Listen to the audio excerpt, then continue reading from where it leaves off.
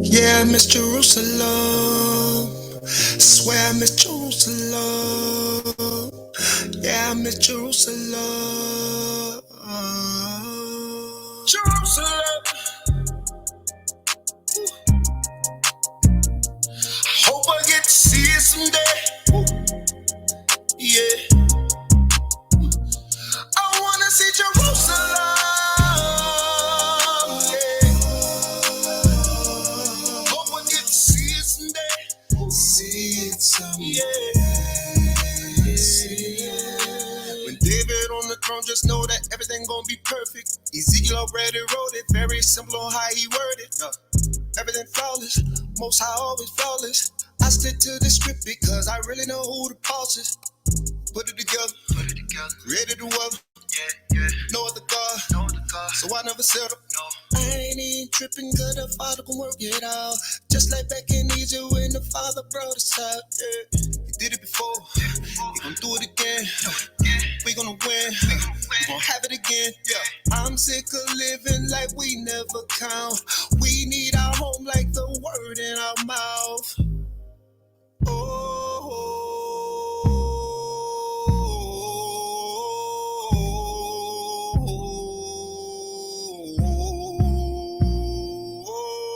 Jerusalem, yeah. Hope I get to see it someday. Yeah. I wanna see Jerusalem. Yeah.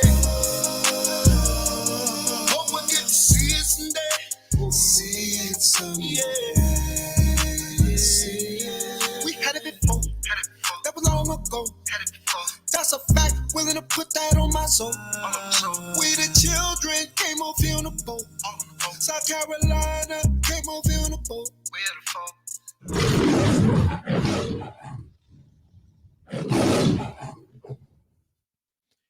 Hallelujah, hallelujah, hallelujah. All praises, all glory, and all honor goes out to none other than our power, our supreme, our savior, our guide, our everything, our true deliverer. Yes, we say yes. Yah, hey, wah, hey. Yes, sir. Yah. Some may say Yahweh, some may say Yahuwah, some may say Yahuwah, and whatever, how they pronounce it, man, that tetragrammaton, brothers and sisters.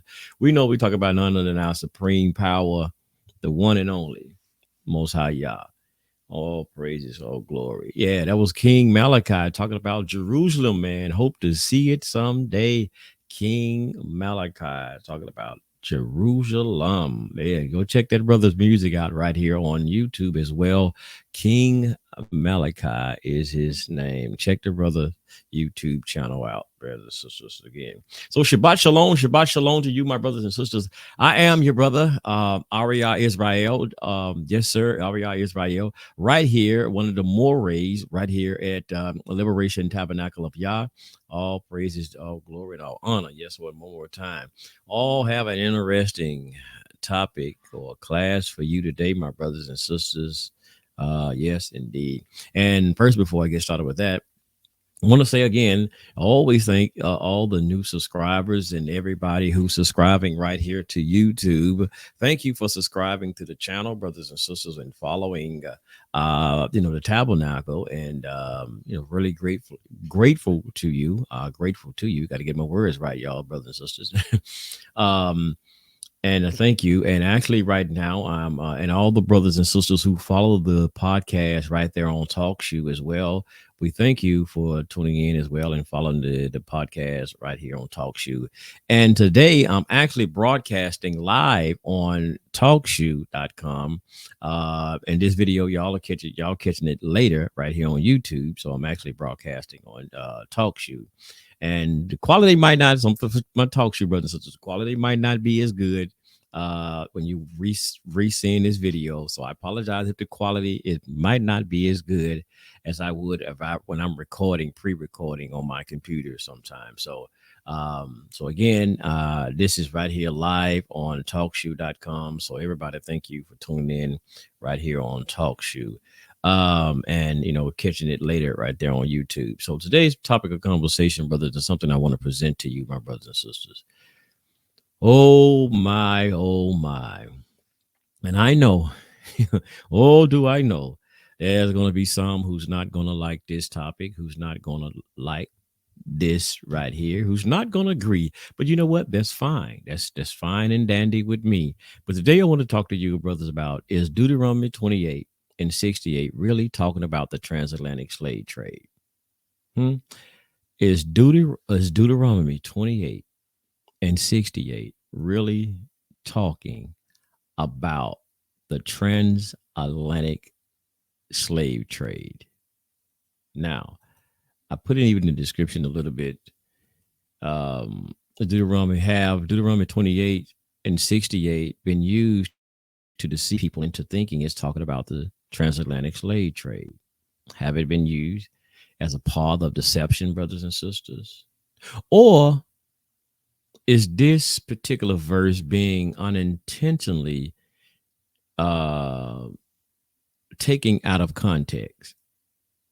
I would hope so. Have it been unintentionally taking out of context?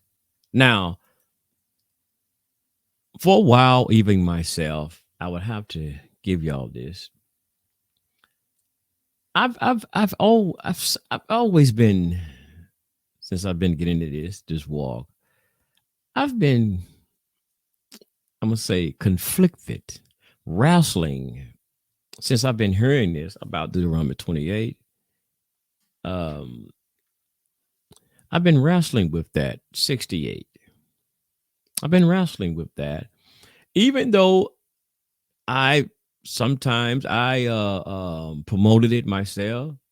So I'm not gonna hit a lot of y'all, man. I'm not. That's not what I'm here for. I'm not gonna lie. I'm not gonna sugarcoat nothing. I've promoted and spoke on it myself and taught it myself because but still, even with that, I kind of wrestle with some portions of it. And the portion I wrestle with because it says that you're gonna be sold, and then it turn around and says that there will be no buyer. I always wrestle with that part. Like, you're gonna be sold, but there's not gonna be a buyer.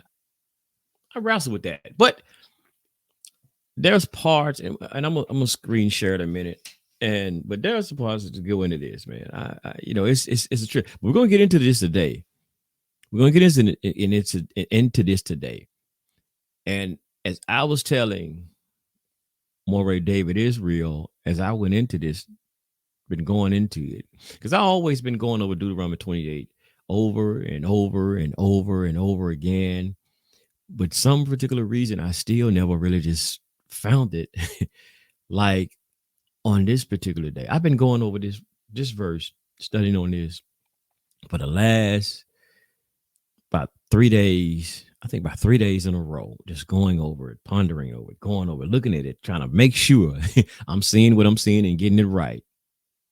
Because it was a question that was posed to me by a brother named Brother LJ. And peace to my brother LJ. Brother LJ, now my brother he's with the what do you call it? Nation of Gods and Earth. Nation of Gods and Earth, some may say the 5% nation. Nation of Gods and Earth. And he, brother, we build, we have conversations, and he asked me some things about our maybe it's the doctrine, our tradition, and things of this nature. We have a discussion. Excuse me, y'all. That's the dog. Hey, cool out. Yes, my dog, my security team. My security team. Get out, get out. But anyway, brothers and sisters. So, brother asked me a question, and I told the brother, that is a good question, brother. That is an excellent question. I'm gonna give y'all the question. And that made me go back into it. I'm gonna say, well, I gave him an answer.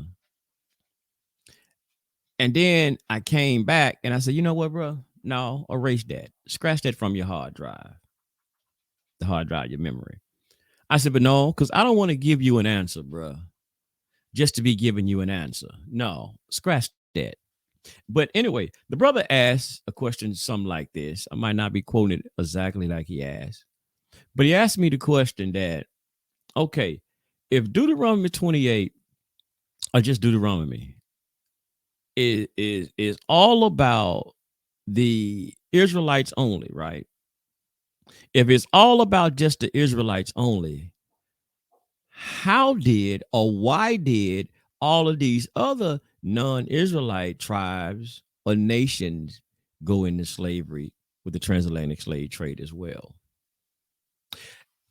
If how we're teaching, how some people teach, not all, teach that, and I've heard some people say this, that it was all Hebrews or all Israelites that was on the boat, on the ship of the transatlantic slave trade. And some people would say, like, dealing with the 12 tribe charts and things of this nature, which I don't deal with the 12 tribe charts. That chart, no, y'all know I don't, because I'm Tanakh only, so I don't deal with that 12 tribe chart thing. Trying to say this person is his person, this tribe, no, the Haitians are no, I don't deal with that at all. Point blank, period. No, sir. No, ma'am, as they would say. But anyway, so the question was asked again. So, I'll go back.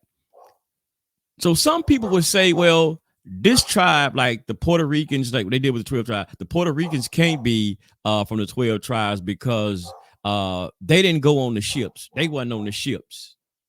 They was not on the ships. So they couldn't have been, things of that nature. So people are making a determination if we are the Israelites by us going into slavery. That's crazy to me. Hey, cool out. Excuse me, brothers and sisters. People are trying to make this determination because of us, by us supposed to be going on the slave ships. That's proving that's how we got to prove that we are Israelites, because of slavery. And to me now, I'm just like, brothers and sisters, we do not need slavery. We do not need the idea and the concept of slavery to validate that we are Israel. We do not need that. We don't have to have slavery to validate that we are Israelites. We don't need that. That's that.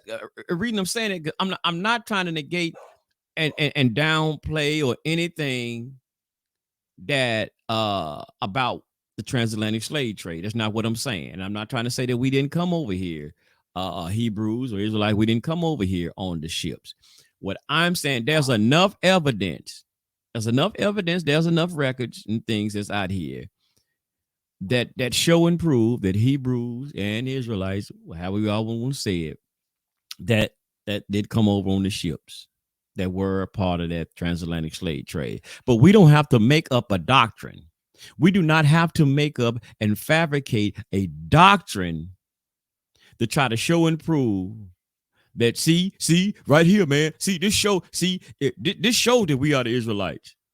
See, this the only way, we know. It's the only way that we know that we came over here on the boats by Deuteronomy 28, and that prove it right there. Come on, man. But because you would have to answer that question like my brother did, ask me the question. You would have to give an answer. Is that, well, if that was all about the Israelites, why did these other nations who were not Israel, why did these other tribes and these other nations go into slavery? Excuse me, brothers and sisters. That's what it is. The trash men outside, and they going crazy. Shut up. Excuse me, brothers and sisters. Excuse me. Yes, sir. But yeah, how the and I told the brother, I said, well, you know what, brother? I had never heard, I never heard anybody ask that question before, and I never heard anybody give an answer, to that, address that. Now, like I said, not to say that there haven't been anybody who addressed that. I'm saying I never heard it. I'm just saying I never heard that being addressed. But that's a good question, because if we teach this, a lot of our brothers and sisters, they teach this, that would have to be answered then, right? Okay, if that was only the transatlantic slave trade, like it's trying to be presented, that was We came into slavery because of our disobedience and the transatlantic slave. So we came over here. So why did the other nations come over there? What did they do? What did they do? Because we can't say that they had a covenant with the Most High. They had a contract or agreement with the Most High, and they disagreed to the Most High, and that's the reason they got caught up in it. What was their reasoning for going into slavery? The non-Israelites, or we trying to say, as some try to say, everybody who went into captivity during the transatlantic slave trade was Israel. I've even heard things of that nature. I've even heard things of that nature. But anyway, let's get into this. Well, first of all, we gotta do this, brothers and sisters. We gotta quote the Shemai before I really get deep into this here. So we say Shema Israel, Yehovah Eloheinu, Yehovah Akkad. Hear, O Israel, Yehovah our power is Yehovah is one. Most definitely, my brothers and sisters. Oh, now let me open my door back up one more second. Sorry, brothers and sisters. We're gonna get into it, brothers and sisters. Now, we're going to go into this today, brothers. We're going to check this thing out. We're going to check this thing out. It's Deuteronomy 20, 28, and 68. Uh, how was the thing used? It's Deuteronomy 28 and 68, brothers and sisters. Really talking about the transatlantic slave trade. And I'm going to tell you, and I'm just going to give my answer right now. Like it or not. Like it or not. It's just not about a popularity contest. This is about dealing with truth, brothers and sisters. This is about dealing with truth. I say no. I say no. Now I'm gonna show y'all a flyer. Now, and I'm not picking on this group, because I'm showing you the flyer. Well, I don't have their name on it anyway. No, not on front. Now, probably plenty of y'all have gotten flyers like this. Maybe, probably y'all might have seen flyers. Y'all might have seen. Have y'all seen this? The truth about slavery. The so-called blacks and Hispanics, the 12 tribes of Israel. You are the children of the slave trade. You are the children of the slave trade. Wow. Okay. So we need slavery. We need slavery to validate that we are Israel. We need slavery to validate that we are Hebrews. Okay. But y'all just see, y'all seen one of these flyers? Now they even here there's mentioned in Deuteronomy about the yoke of iron. Y'all remember say that? Y'all remember about the yoke of iron on your necks? See that right there? See what it says? The yoke of iron were removed from our necks once we were mentally and spiritually damaged as a people and divided into false religions and nationalities. Mm. Well, I can't say that's all war, because some still out here teaching false religion called Christianity, Messianics. Did I say that out loud? I think I did. But anyway, to show you some more here, some parts of these flyers that they have. Okay, it won't focus a little bit. My bad, brothers and sisters. Okay, it ain't gonna focus too much, but as you see here, and they try to give you stuff to validate what they're talking about. They try to give you some things to validate. I said chop and screw some things to validate. Let me see, 200 million died during the conquest of the new world American Holocaust, and 100 million during the middle passage of the slave trade. That's at the top right there. That's at the top. So yeah. Now, like I said, this again is not to negate anything or downplay the transatlantic slave trade, or try to dismiss the transatlantic slave trade at all. I'm gonna say that for the record. This is not to do that.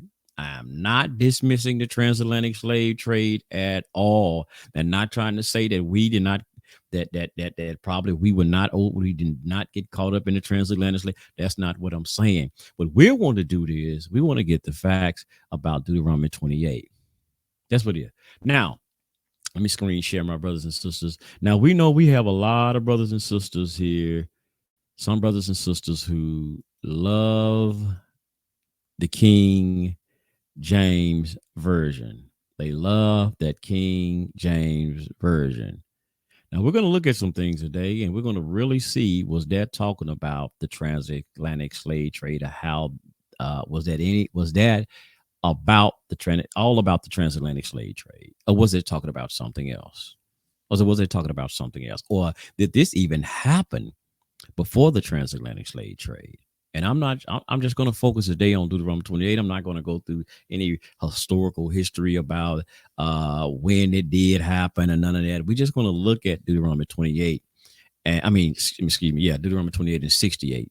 And we're going to focus on that. The wording is where I'm going today.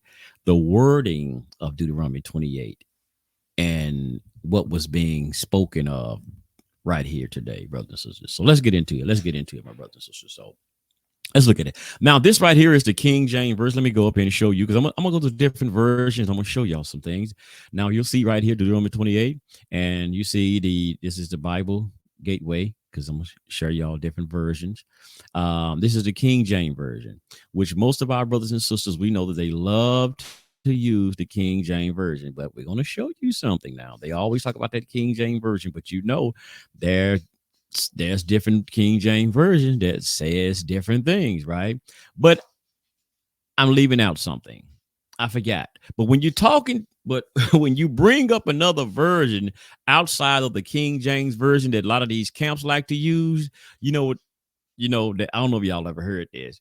That's the New World Order Bible. That's the Illuminati, or that's Esau them playing with the word of the Most High. No, we can't use that. No, that's why we only stick to it. Yeah, they said that's the New World Order or the Illuminati, and all of this stuff. Esau them trying to play with the word of the Most High and trying to change it around and all of this type of stuff. Right? This is what they say. This is what they say. Right?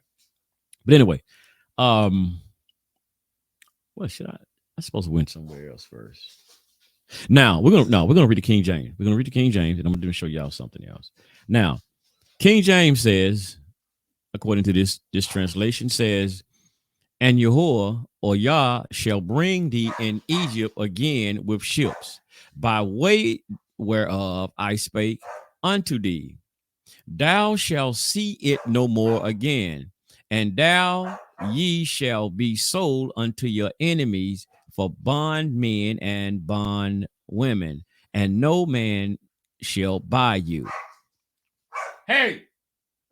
Now, again, excuse me, brothers and sisters, these dogs want to act the food. Do y'all know this Shabbat? Chill out. They don't remember. They don't realize this Shabbat. I'm sorry, y'all. They don't realize this Shabbat. They want to clown the day. They want to cut up. They got to sit down for Shabbat services. Sit down somewhere. If it was raining, they tell to be outside. But anyway, y'all, excuse me, pardon me. Now let's go back. Again, it says that, "And Yah shall bring thee into Egypt again with ships, by the way whereof I spake unto thee. Thou shalt see it no more again, and thou shalt be sold." Pay attention. "Sold unto your enemies for bondmen and bondwomen, and no man shall buy you." Now, here's the part where I always like, hold up. Wait a minute. Hold up. Now, this is a prophecy. Now, this is what they say. This is a prophecy. So this has to, it don't have to happen, because again, this saying that this was going to happen to Israel if they continue to be disobedient. So it don't mean that was going to happen, but but if they be disobedient, like a prophecy, we like say, well, this is going to happen, bro. Man, this got to happen. No, this didn't have to happen. But it happened because of disobedience. So anyway, so when it says that you should be sold unto your enemies, but then it turn around and says that no man shall buy you, I was like, wait, hold up, man. I always got stuck with that one. I ain't gonna lie, y'all. But I kind of like, went on along with it, like, okay, well, because hearing people do the breakdowns now, I kind of like, okay. But recently, since this brother asked me this, I've been going over like, oh, wait a minute. And the Most High just really gave it to me now. Just really laid it out with to me. Like, hold up. And I just start looking at words, different going to breakdown. Because here's what they do right here. Let's go back to the beginning. They go with this word right here, and it says, "And Yah shall bring thee into Egypt." Now, They tell you, and see, he's going to bring you into Egypt. Now, they give you Egypt right here. And then they will jump over to, can I stop screen share? Well, I don't think I can do that right fast. Let me see. Let me see. Then they're going to jump over to, I hope they're still doing it right. They're going to go to Exodus. Let me go here. Exodus 20:2 to try to explain to you what Egypt means. They're going to try to explain to you what Egypt means. Let me get the King James Version so I can make sure. Got to stay in the King James Version on this one. And yeah, let me make sure I'm screen sharing the right tab. Let me screen share this one right fast, brothers. Let me screen share y'all Exodus 20:2. We're not giving no excuses today. We're not gonna have them to get no way out today. No way out. We're going to show you. Okay. Exodus 20:2. This is what they're going to give you. So when y'all saw Egypt mentioned in 68, this is what they jumped to try to give you the definition of Egypt, right? And it says, King James, this is what they always want to try to use. Okay. And I am Yahweh, or I am Yah, the Elohim, which brought thee out of the land of Egypt, out of the house of bondage, out of the house. See, that's what Egypt mean. That's what Egypt mean right there. Out of the house of bondage. It mean the word Egypt mean bondage. This is what they do, brothers and sisters. This is what they do. Egypt, it says, bring thee out of the land of Egypt. And Egypt mean bondage. Y'all see that? Okay. I'm just showing you how the trick is done, how the deception is done. That's what I say. Deception is.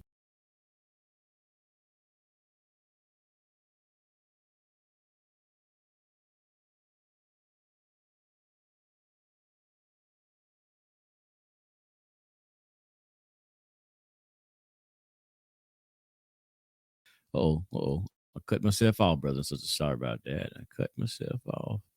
Let's go back to screen share. There we go. I cut myself off. Now, here we go. Okay, so we go back in and look at this. Just the wording in itself says, you pay attention to how it's worded and don't listen to them, because it sounds convincing, because they're going to say what gets you is two words in this whole verse that'll get you and make you think that it is talking about the transatlantic slave trade. Ships, the word ships and the word soul, the word ships and the word soul, and maybe three words, the words enemy, the white man, ships, soul, enemy, aka enemy stand for white man, as they say Esau, right? This gets you right here, because if you going into that and you and you think about how slavery, what our ancestors went through, when you think about that, this sounds right. It sounds convincing because these words stick out. Keywords: ships, soul, enemy. Enemies is aka white man. You sold. You've been sold. All right. But wait a minute. You got to really pay attention to what this is saying here. It says, and Yah shall bring thee into Egypt again. Oh, again. What? Again. Egypt again with ships. Okay, they get away with that because they're going to say, well, again, see, remember this bondage. Egypt means bondage. So you're not going to pay attention to really what it's saying again, because they told you Egypt means bondage. So not the physical place, but going back into bondage. So you're going to go back into bondage again. See, into Egypt is bondage again with ships. So that sound like, hey, they can't be talking about what happened in the past, because they didn't go on ships. They didn't go on ships. So this has to be talking about the transatlantic slave. It can't be talking about nothing else but the transatlantic slave trade. Well, okay, wait a minute. Slow down. We're going to find out. We're going to see. You got to keep reading. Hold on. Don't come to your conclusion yet. Don't get happy yet and think this is. But wait a minute. But what did it say? What did Moses continue to say? He says, by way whereof I spoke unto thee, thou shalt see it no more again. So wait a minute. Hold up, Moses.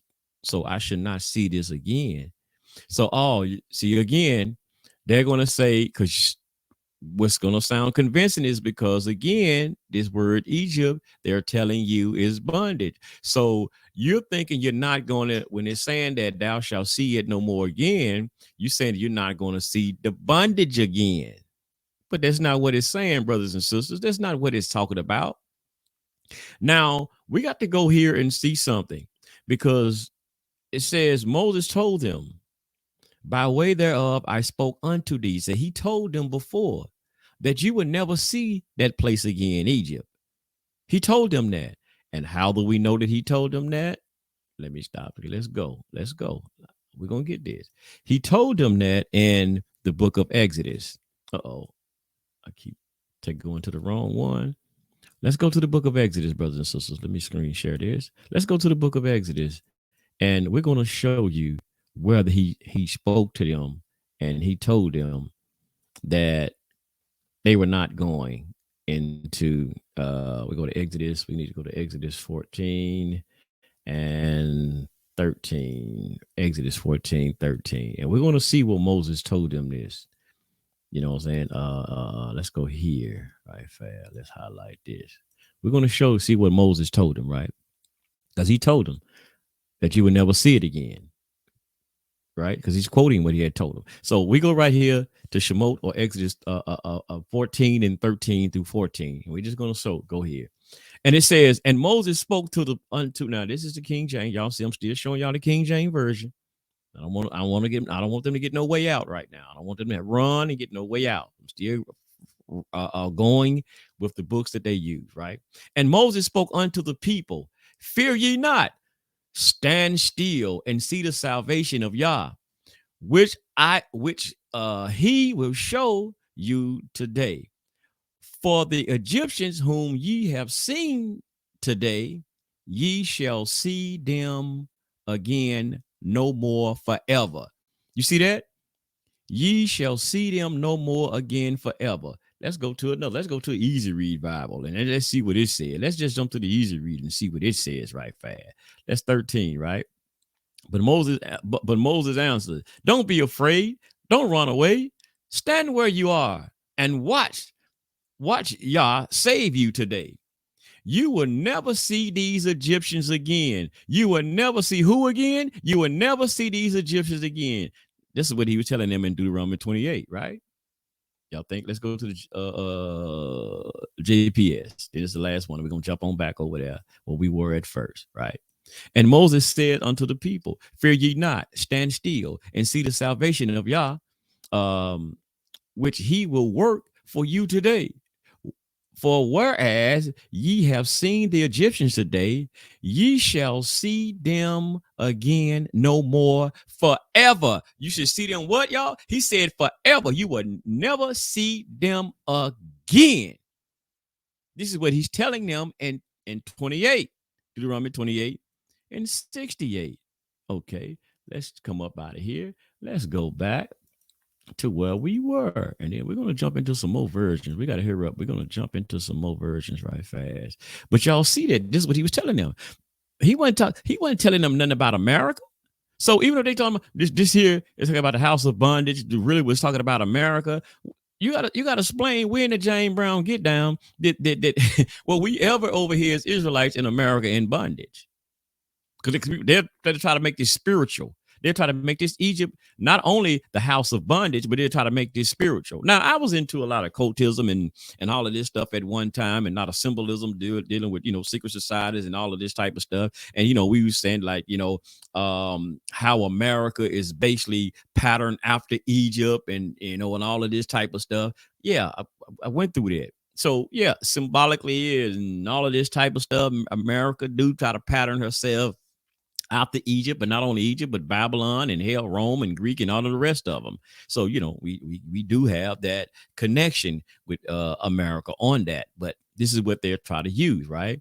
But it was not talking about no house of bondage. It was actually talking about the physical place. Now, even though the Bible says the house of bondage, because they was holding people in bondage, according to the Bible, according to Exodus, that is true. It was called the house of bondage because they were holding people in bondage. Was not the children of Israel in bondage? Yes, they were, according to what we read and believe as the Tanakh. I mean, the Tanakh or the Torah, right? So anyway, um, but it's not talking about just Egypt does not mean house of bondage. Listen, I was into the Kemetic community. I was actually even initiated into an ancient Egyptian order, and we did not. Oh man, there was no Egypt or Kemet that was not the definition of the meaning of it did not have anything to do with no doggone house of bondage. Didn't have nothing to do with that. So that's a blatant out, flat out lie that they're making up to try to give some validity to their false doctrine, right? But anyway, brothers and sisters, so we going with this. So this was not talking about no America, none of this stuff. But it was talking about them going back into Egypt. And y'all can go, and there's several places when you go back into Second Kings and things of this nature, you will find in Second Kings, start reading Second Kings, you will start seeing this where they did go back into and Jeremiah, even as parts of Jeremiah, that they mentioned that they did go back into Egypt again.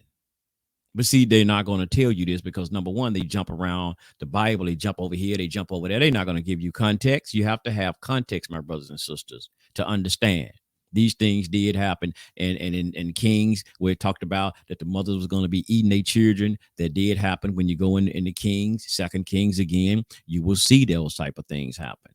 But anyway, so I'm trying to hurry up because I want to get to this soul part. I want to get to this soul thing. So this was talking about going actually back into Egypt again. Now I don't know why, like I said, things that they use the word ships. When you look at some scholarly things, they are say they don't know why they use the word ship. Now you read some of these King James, especially this King James. There's a lot of errors. There's some errors that you see in certain translations because of certain things how they translate it. There are some flaws, and that's why some King James you're going to see in a minute. I'm going to show you that they, I guess, learning more about the Hebrew language, they change some things, they upgraded, because you learn when you learn and get more studious on that, you find some errors, that you probably did a long time ago. I know I have, like even on this. But anyway, so it says that again, brothers and sisters, we see here, he's talking about going back into Egypt again. He's telling them you're going to go back into Egypt again. Because the children of Israel, that was the most, they didn't want to go back into Egypt. Boy, with that harshness, and if you tell them, man, you do not follow my commandments, hey, I'm going to send you back over to that place where you've been at first. That's why the Most High always said, remember, I brought you out of the land of Egypt. I brought you out of the land of Egypt. I brought you. He always reminded them of that. Because, it's like that reminder. If you don't act right, I'm gonna send you back over there. I know you don't want to go back there. It's like some of brothers and sisters. I've been into jail before. I don't want to go back. So man, hell, you ain't got to. Hey, look, you keep on. You going back to jail again. You going back to the prison again. Oh, I don't want to go back there. So the most I tell you, look, okay, Aria, you keep acting a fool. I'm gonna send you back to prison again. I'm gonna do my best not to go. Man, okay, Most High, you got me. I'm straightening up now. Oh, no way. I want to go back to prison no more. Most High. So this is what Moshe was actually relaying to the children of Israel. So let's get something right fast. So that's the King James version, right? That's the King James. So let's go. Let's stay in the King James, but let's do another King James. Let's see what the authorized King James version has to say about that same verse. Let's see what what we at, my brothers and sisters. What we at? Okay, right here, right there. Let's see. Okay, we can highlight that. Okay, all praises.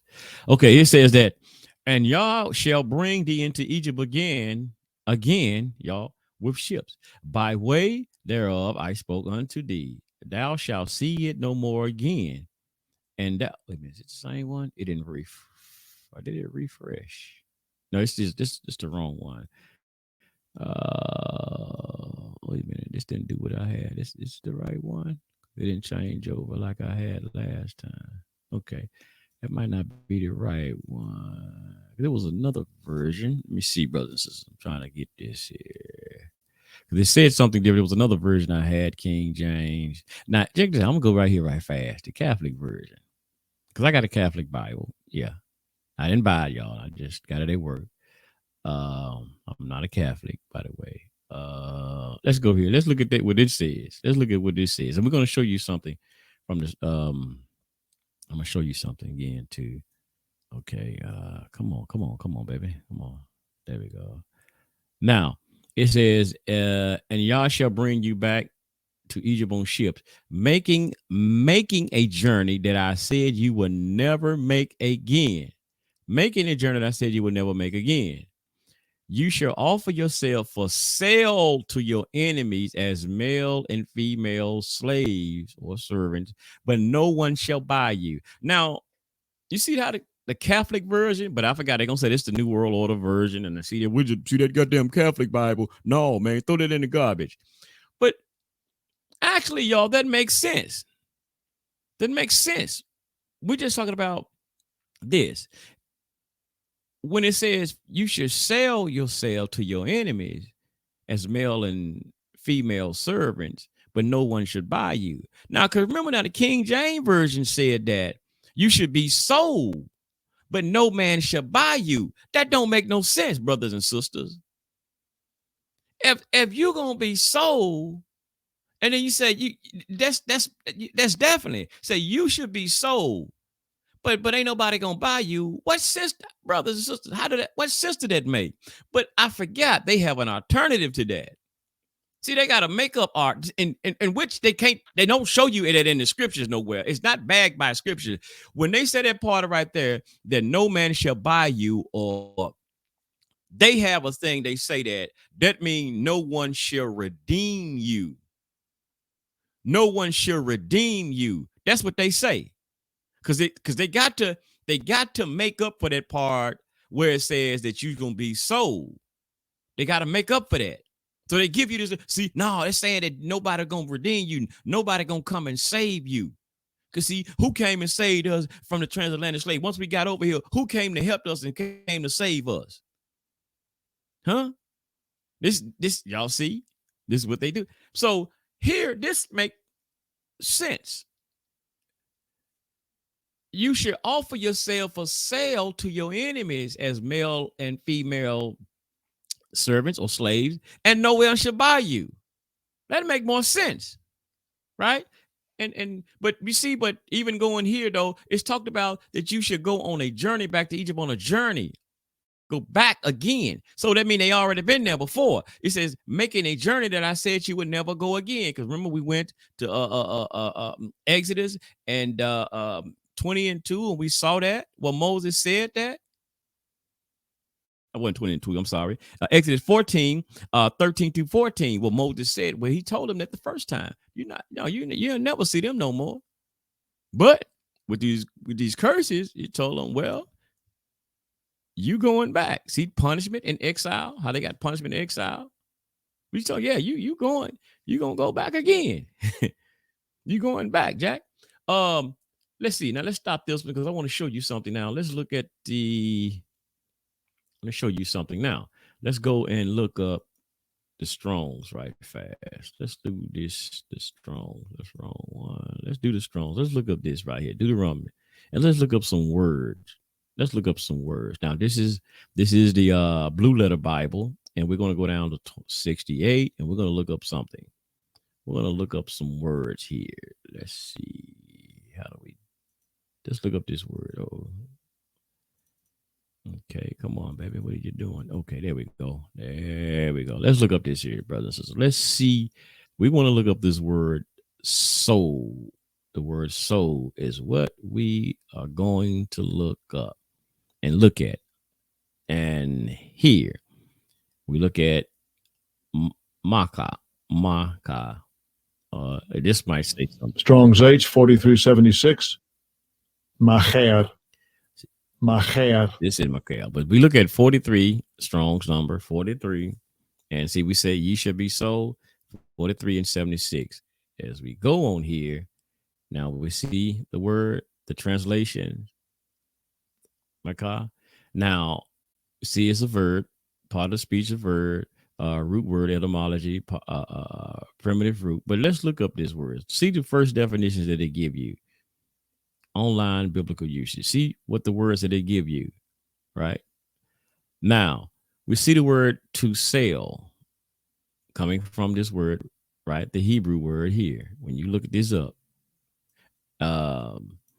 And it says to sell again, seller.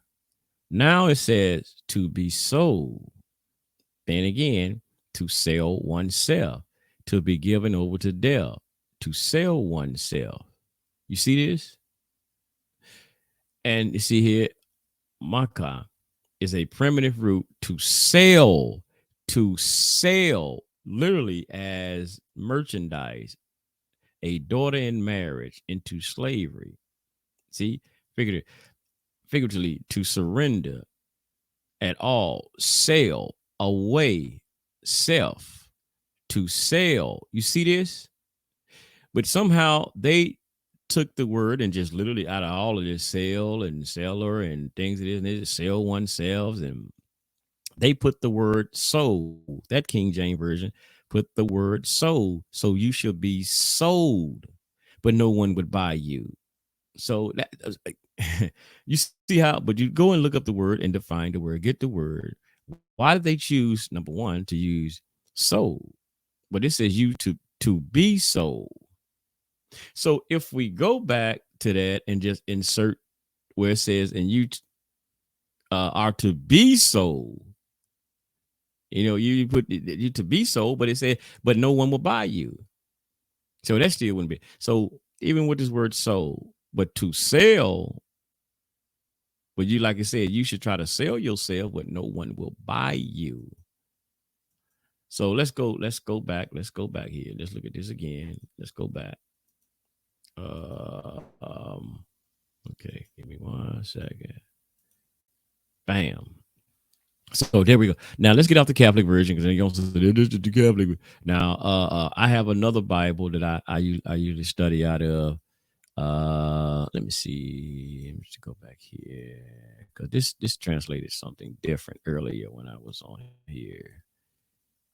Yeah, it did, because it didn't even have soul. It said the same thing on it earlier. I think that was the one I used. Now I have one, because I think now this is Geneva. Let me see the Geneva 15 Geneva Bible. Now this is before the King James version. Let's see what it says. Yeah, this is Geneva, which was translated in 1599, way before the King James version. And now we see what it says. We just want to get to this part right here. Yes, we want to highlight. Just stay on this. And thou shalt see it no more again, and there ye shall sell yourselves unto your enemies for bondmen and bondwomen. You see that? You should sell yourselves.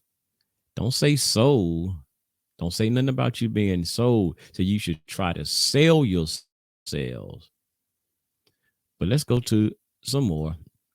I'm trying to get to mine. Now, this is what I have. I have actually this book myself, the Complete Jewish Study Bible. And they don't want to show y'all. I can't show y'all this, but I can only read it because how it reads, even from the Stone Tanakh, the Kamash, how it actually reads. Now, let's go here again. We want to just stick with the soul part, like here.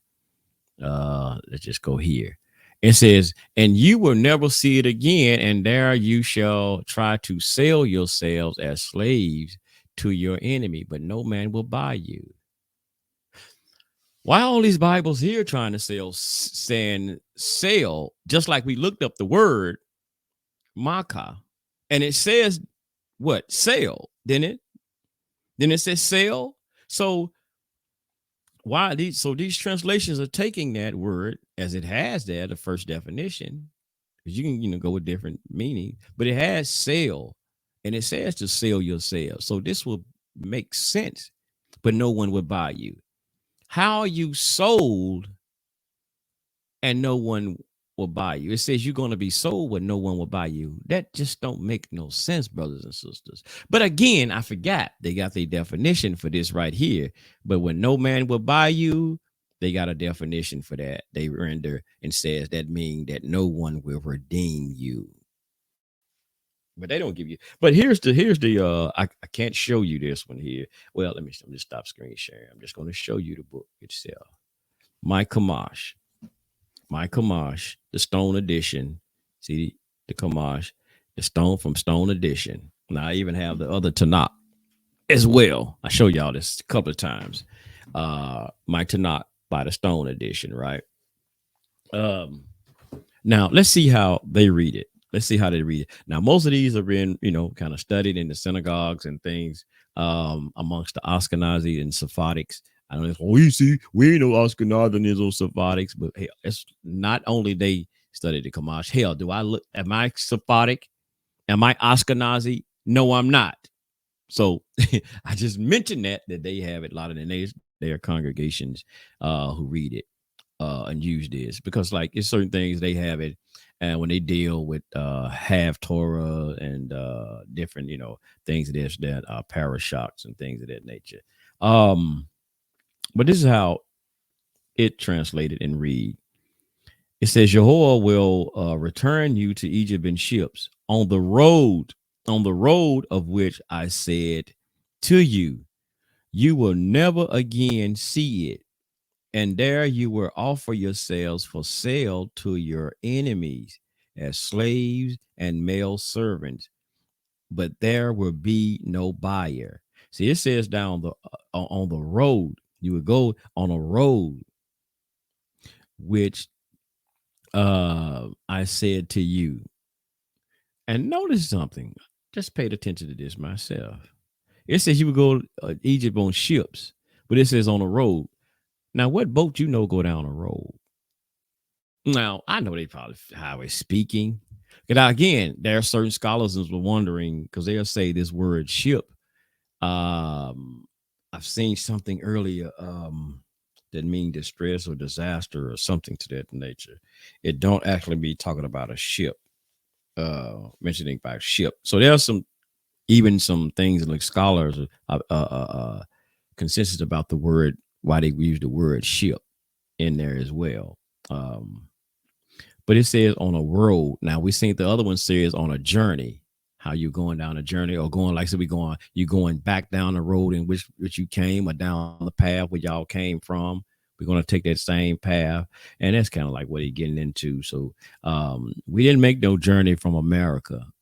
We was not in America. We didn't make the journey. We're not going because to say that we going back. Hell, we wasn't never here in the first place. So we know that, but I forgot y'all. They got their own definition of how they gonna break that down to you, right? But the point y'all seeing it says you should sell yourselves. And when you go into start really studying these scriptures and studying that and doing the breakdown truly on this, you're going to see this has nothing to do with the transatlantic slave trade. I'm sorry. If y'all want to say it has nothing to do with the transatlantic slave trade. It doesn't. It has nothing to do with it. There are some things here, brothers and sisters. Now, for some brothers and sisters, this is a good little book if you're trying to some things that go into. I bought this long time ago, and this is called, you can get this like I could just at Walmart or any kind of like a Bible bookstore, any kind of bookstore. You can like one of these bookstores, and I got this one. This is a complete guide to the Bible. And what this does, I like about it though, is even though it kind of, give you break down things, but they call about the gospels, it tells you about every book in the Bible. Every book give you, a little guide about what happened and what was about in the Bible. It does. It give you a little bit about it. Now, and one thing I was reading earlier, right? That's why I say you can see like Deuteronomy, like some things that happen in Deuteronomy, right? Deuteronomy. And you will see some of these things that happen. And like just when you're reading again, like I say, you're reading the book of Kings and certain portions of Jeremiah, you can see that those things in Deuteronomy 28, it did happen. It happened, and it's written in the Bible. It happened. Let me see. I'm trying to show y'all something because they mentioned some of this stuff in here as well. Like I said, okay, because it's talking about the Syrians, some of these things that happened with the Syrians, Syrian captivity and the Babylonian captivity and things of that nature. Now what happened again now is that because what was that what's it called, Ecclesiastics says that Ecclesiastic 9 and what was it? Hold on. No, 1 and 9. I'm sorry. 1 and 9 says, there's nothing new under the sun. There's nothing new under the sun. We see that because now there are some things that we read in Deuteronomy. We read in Deuteronomy, and there are some things that did occur that's similar, just like we read in Deuteronomy, that did happen during the transatlantic slave and during our course of in slavery, our ancestors' course of here in America. You can see some of the same similarities that's in the Bible that did happen.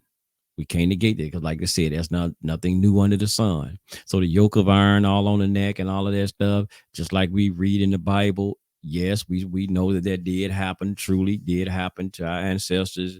Again, yes, those things did happen as well. A lot of things in Deuteronomy 28 that we see that occurred that here in America during the slavery. That's true.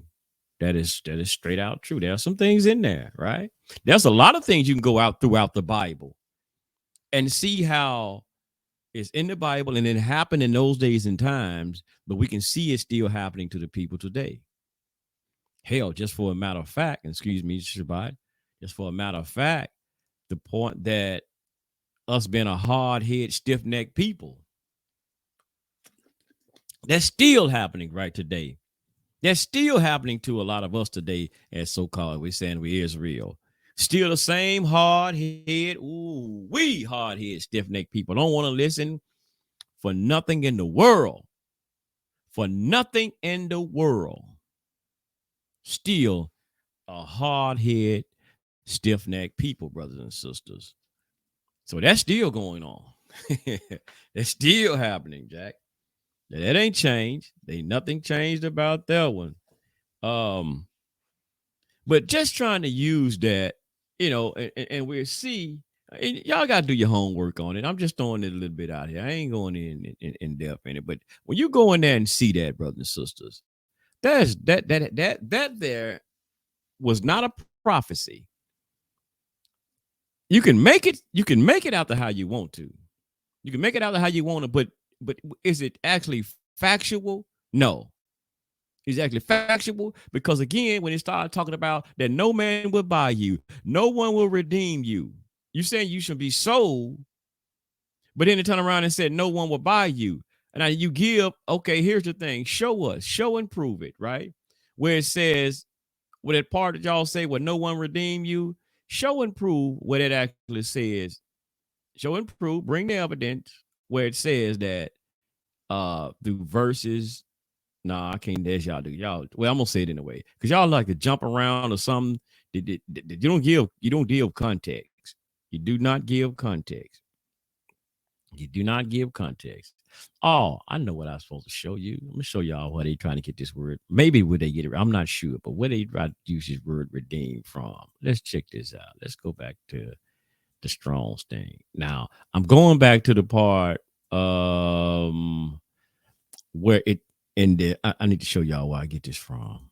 Where it says to buy, right? It's still Deuteronomy 28, where it says to buy, right?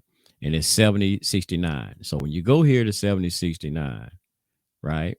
And we're going to see the word Strong's H 7069. Kana.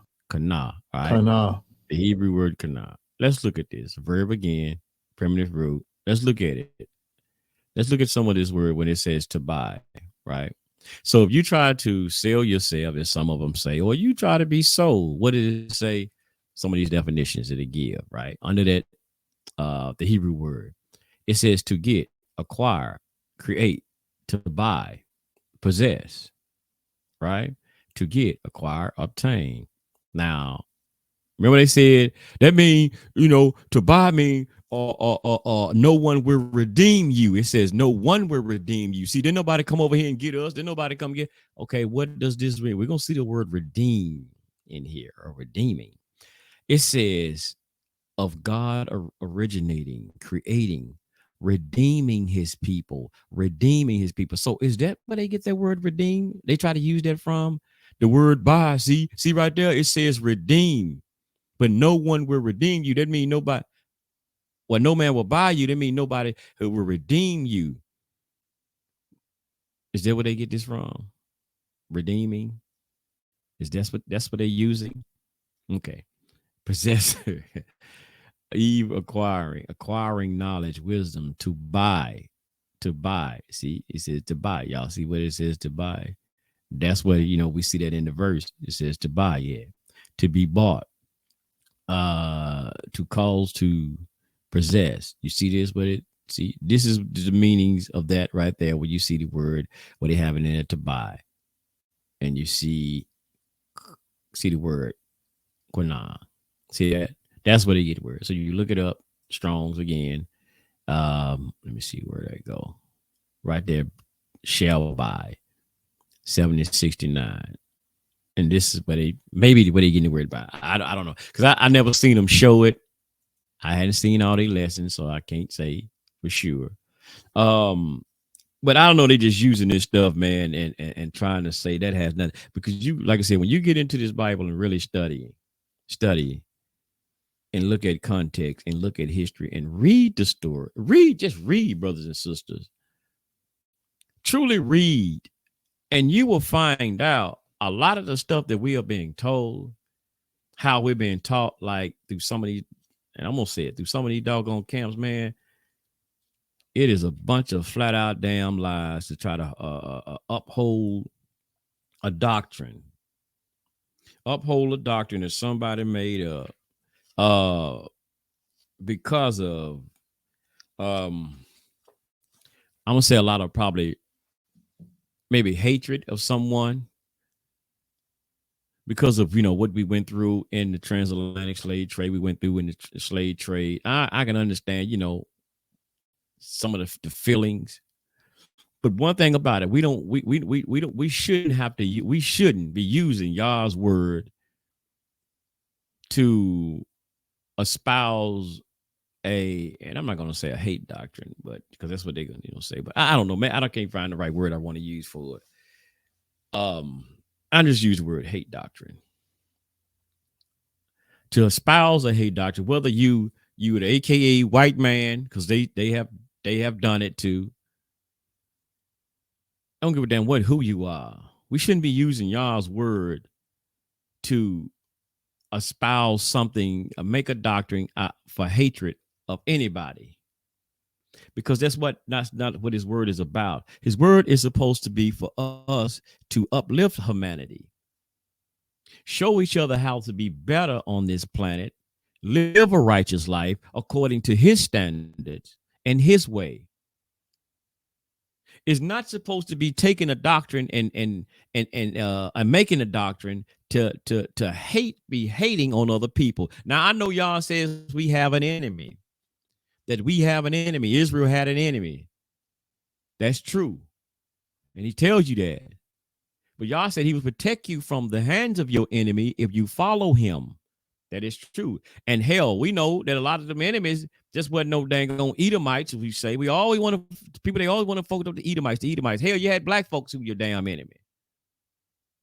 Because do we not teach, or is it not said that Africans sold, people in Africa, other African nations, I'm going to say African nations, that sold other Africans into slavery? Is that not the case? Hell, we see that before the transatlantic slave trade. So we see that's why things like this happen today in hood USAs. We got to quit pretending that all so-called black folks and melanated folks always got along with each other. Like it was always somebody else of another skin type, other skin color, as we would say, that the ones that was doing something to us. Esau, the AKA white man. I'm not trying to take up for them, but damn, we got to be real with this thing. Like Israel ain't even acting right with each other. That's some Israelites who supposed to be Israelites and got groups and camps that, man, y'all are damaging people's damn lives out here with this foolishness y'all doing, misusing people for money and all this type of stuff. So you ain't right either. You want to blame somebody else, but you ain't right in what you doing. You're not right in what you're doing. I'll tell y'all what, I got something. Let's go to the book. Let's go to the book of Isaiah. Let's go to the book and see what Brother Isaiah said something, man. Brother Isaiah said something, King, here I like. Brother Isaiah in the third chapter, verse, let me see here. Where we go? We'll start at 10. I'm going to just start at 10. 10 through 12. Now I have right here, this is my chronological, okay, my words, right? Chronological Life Application Study Bible. Now, this is the New Living Translation that I'm reading from. I'm going to show y'all what I'm reading from. The Chronological Application Study Bible. And I like how the chronology had this thing here. I like that part. And there's some good study notes in here, too. But I'm just going to let you know where I'm reading from today on this one right here. Now this is what he says. Isaiah says, and like I said again, the third chapter, starting at the 10th verse down to the 12th. But it says, tell the godly that all will be well for them, that they will enjoy the rich reward they have earned, but the wicked are doomed, for they will get exactly what they deserve. Now here we go. The the wicked, if you are the righteous one, the godly, the Most High says, well, Isaiah speaking for the Most High said that you will enjoy the riches that you have earned. But he said these wicked, they are doomed, man. They're going to get exactly what they deserve. So you see a lot of these so-called camp leaders and whoever, it ain't got to be camp leaders, just some of these people out here talking about they stand in the name of the Most High, but they're doing wickedly amongst the people and to the people. Oh, they're going to get what they deserve. Oh, they're going to get what they deserve. Oh, you just think, okay, we don't care if it was 5 years ago they don't did it. Oh, they're going to get what they deserve. Every last one of them. They're going to get what they deserve. They're going to get what they deserve. So just pay attention, because Yah stands true on his word. What did he say? His word never come back void. His words never come back void. So they're going to get what they deserve. Y'all might think right now that they look like they're getting away with it. They're getting away with, what is they getting away with the killing, getting away with the murder. But oh, no. They're going to get what they deserve. But anyway, let's go here. Here's the one that I want to point out. Verse 12. It says, according to the New Living Translation, it says, childish leaders oppress my people. What y'all says? Childish leaders oppress my people, and women rule over them. Oh, my people, your rulers mislead you. They send you down the wrong path. That's the point I want to point out to you, Ed. Right there, brothers and sisters. It says, oh, my people, your leaders mislead you. They send you down the wrong path. See, we got some of these people out here calling themselves leaders and teachers and guides out here, right? But they're misleading Yah's people. They leading them down the wrong path with all this doggone false doctrine, this misinformation that they're deliberately giving it. Some of them, some people getting into this thing, they just thinking it's the right doctrine that they're getting. They just taking notes and jotting notes down. What's that, precept upon precepts? And I have to do a class on that one too. But these leaders, some of these leaders, they know what they're doing. They know that they're deliberately misguiding people. They know dang on well what they're doing. They know doggone well what they are doing. Not like they try to use in the book of Revelations, but I'm not a New Testament, but they always try to use this one right here from the synagogue of Satan. Some of them are the damn synagogue of Satan, which I don't even subscribe to that, Revelations and none of that. But some of them, when use their own words, are from the synagogue of Satan. Some of them ain't, what they say, y'all, they ain't no earthly damn good. They ain't no damn earthly good. They know damn well some of this stuff that they're teaching people, is not right and exact. But it sounds good to a people who's looking for the answers, who's looking for salvation, who's looking for deliverance, who's looking for answers to try to help them with what they are going through, with their distress, with their oppression. It sounds good to a people who've been through this stuff, but they know damn well these leaders, a lot of them, they just doing it for money. They doing it for fame. They doing it for prestige. They doing it because I got all these folks following behind me and do what I say. They'll do what I say do because I'm using Yah's name.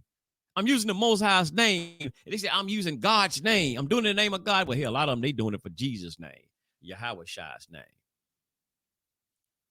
And even in that, they manifested error anyway. But I like this when it said childish leaders oppress my people. These childish damn leaders. Y'all hear what the new word, the New Living Translation said? You childish leaders, you oppress Yah's people. You're oppressing them with this falsehood. You have them following. You misguiding the damn people, man. Oh, my people.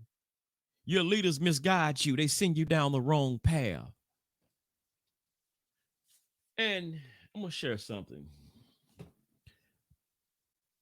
I didn't want to touch on none of this, even about this Kyrie Irving situation. And I should have, I maybe should have, but I just want to, I tried my best to stay away from that. But since I'm talking about they send you down the wrong path, Isaiah, when he talked about that, Isaiah, y'all, there's several videos that's out there about the Kyrie Irving and somewhat of Kanye, but most a lot like Kyrie. And there was what's the other young brother, Kendrick Lamar. People was talking about, man, he's now with Israel and this and another. I want to just share something. I'm gonna say this is my personal opinion, but I had a whole thing that I was gonna do showing this. Maybe I'll pull it up anyway. People are saying, I see several videos of saying that they don't want us to renege on Kyrie Irving and things of this nature because they do not want us to know who we are as a people. They don't want us teaching that we are the true children of Israel. That's what a lot of stuff being told, brothers and sisters. That's what they're saying, my brothers and sisters. No. Ain't nobody trying to stop you from telling your story. Now, I'm not saying it truly there's somebody who don't want us saying that. I'm not saying that. But on a whole, on a massive scale, ain't nobody stopping you, brothers and sisters, from saying that you are Israel. Ain't nobody trying to stop you from saying that you are the Jew or you are the Semitic people. There's no concentrated effort as people try to promote and trying to do. Most of I see YouTubes are basically a lot of YouTubers that doing the YouTube videos are saying. When you read articles, I read several articles about this whole thing about Kyrie and that so-called anti-Semitic thing. When I'm reading the articles, not from Israel, but from other people, and I'm sharing the article here, I don't read anything about them trying to say or stop us from trying to say that we are Israelites or we are the true Yuhadin or anything of that nature. I'm gonna tell y'all what I peeped out from what the Most High put on my spirit, and I've been peeping and seeing that what is going on. Now, I bought 2 of the books from Hebrews to Negroes. I bought 2 of the books. I didn't watch the documentary. Now, again, I'm Tanakh only. This is before any of this controversy started. I bought the book. Let me stop screen sharing for a second. And I tell you, brothers and sisters, I started reading the book 1. I started reading it. And I'm gonna tell you what turned me off. What turned me off. It turned me off, and I put the damn book down. I put it down. Even though I bought it on my Kindle, I didn't buy the physical book. Excuse me. I bought it on my Kindle. What turned me off and made me put it down was, as soon as I didn't know nothing about the brother. I'm gonna say that. I didn't know nothing about the brother. I've heard it from Hebrews and Negroes, and okay, I'm excited because I'm hearing the title and stuff like that. Oh man, some going in and telling our story. Okay. So I'm trying to, I'm still trying to, see what was being promoted about us being Hebrews and all of this type of thing. But as soon as I got the reading and he started talking about some damn Jesus, Yahweh Shai, that right there, it turned me off. It turned me off right there. I'm sorry. I'm sorry because I already knew where it was going to go from there. Now, I'm not saying, I ain't like calling nobody anti-Semitic because hell, because we said we are Shem, the children of Shem. So I'm saying nothing about the brother being Shemitic, anti-Shemitic. But that, for me, I'm just trying to tell y'all why I ain't finished reading it or none of that stuff. Because that, soon as I get to reading some, even videos, I be going on, I be seeing some good titles on YouTube by the cloud. I'm like, okay, let me check this out, peep this out. And I see they got the head wrap or something like the Israel and so talking about Israelites. But as soon as they get to talking, they got to saying stuff and they start talking about some Yahweh Shai or Jesus. I like, oh shit, I got to go. It disappoints me and I get out of there. Now, some things sometimes I can bear some things, but some I just like, oh man, I'm out. Because I already know, I ain't gonna say I already know. Sometimes you know what that doctrine is, how it's formulated and where it came from, and I just get on down. I just can't, because for me it's Tanakh only, Yah's person. I just can't stand it. I can't muster it, as they say. I had to get out of there. So I didn't finish reading the brother's book. I might have got into, I don't know, maybe one chapter maybe. And I doubt that. I don't even think I finished one chapter, to be honest. And so I did purchase the books, but didn't never see the documentary. And I another brother, I know, he purchased the video, the what you call that, the documentary. He said, hell, he didn't finish what he got into a couple of minutes. He turned it off too.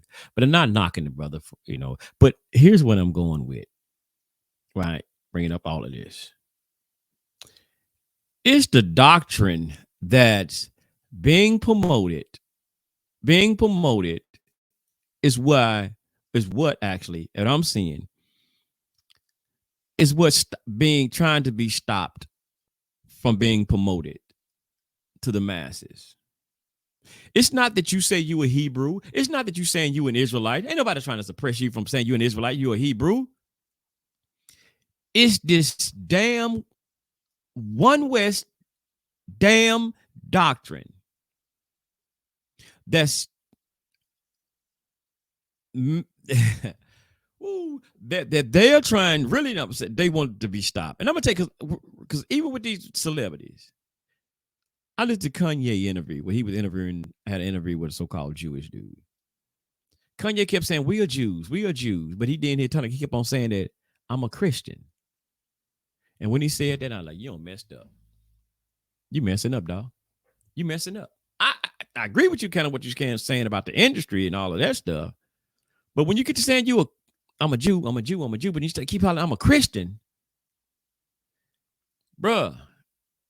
I ain't even, I wasn't even a Jewish dude. And I'm sitting up there looking at you like, God damn, bro, come on now. And I know he probably like, see that?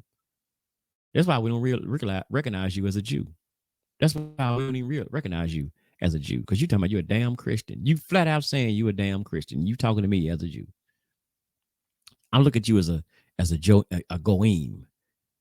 That's what I see you as, because you saying you a Christian. You non-Israelite. You a non-Jew. You a non-Israelite. Because as soon as you said a Christian, I disqualify you.